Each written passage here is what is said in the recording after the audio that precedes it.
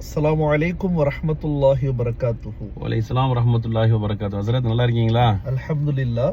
நபிகள் பெருமானார் ஸல்லல்லாஹு அலைஹி வஸல்லத்துடைய முஹப்பத்துடைய அடையாளமாக ஏதாவது நிகழ்வு உங்கள்கிட்ட இருக்கிறதா? ஆமா ஹஸ்ரத், அது ஸல்லல்லாஹு அலைஹி வஸல்லம் அவர்கள் ஒரு தடவை சையதுனா அபூபக்கர் சித்திக் ரலியல்லாஹு அன்ஹு அவர்களோடு இருந்த குகையில் இருந்து வெளியே வந்த சமயம் அது. நபி ஸல்லல்லாஹு அலைஹி வஸல்லம் அவர்கள் முன்னால் நடப்பதற்கு முன்னால் அபூபக்கர் ரலியல்லாஹு அன்ஹு அவர்கள் முன்னால் ஓடி போய் நிற்பார்கள்.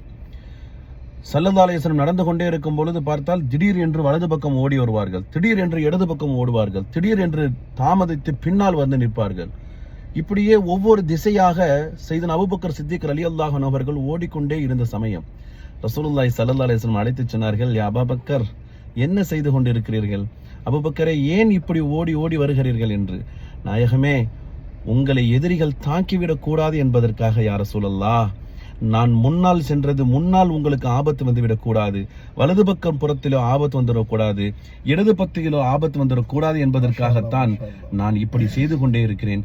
அவ்வளவு பிரியமா அபூபக்கர் என் மீது என்று கேட்டார்கள். யா ரசூலுல்லாஹ், என்ன வார்த்தை நீங்கள் கேட்டீர்கள் நாயகமே? நான் எப்பொழுதும் உங்களை பிரியப்பட்டு கொண்டே இருக்கிறேன் நாயகமே, என்னுடைய பிரியத்தை நீங்கள் ஏற்றுக்கொள்வீர்களா என்று கேட்டார்கள். ஸல்லல்லாஹு அலைஹி வஸல்லம் சொன்னார்கள், அபூபக்கர், யார் யாரை பிரியப்படுகிறார்களோ நாளை மறுமையில் அவர்களோடு தான் இருப்பார்கள் என்ற நற்செய்தியை அப்பொழுதுதான் ஸல்லல்லாஹு அலைஹி வஸல்லம் அவர்கள் சொன்னார்கள். அபூபக்கர் சித்திக் ரலியல்லாஹு அன்ஹு அவர்கள் சொன்னதை நாம் கவனிக்க வேண்டும். நாயகமே, என்னை பெற்ற தாயோ என் தந்தையோ நான் சம்பாதித்த சொத்தோ எதுவாக இருந்தாலும் ரசூலே, அது உங்களுக்கு நான் அர்ப்பணிக்கிறேன், அதை நான் உங்களுக்கு சமர்ப்பிக்கிறேன், நான் அதையெல்லாம் தாண்டி உங்களை நேசிக்கிறேன் என்றார்கள் அபூபக்கர் சித்திக் ரலியல்லாஹு அன்ஹு. அந்த வார்த்தை என்ன தெரியுமா? நான் இல்லை என்றால் நாயகமே அது என்னோடு முடிவடைந்து விடும். பெருமானார் ஸல்லல்லாஹு அலைஹி வஸல்லம் அவர்களே, நீங்கள் இல்லை என்றால் எங்கள் மார்க்கமே முடிந்து போகும் என்று சொல்லி அழுதார்கள்.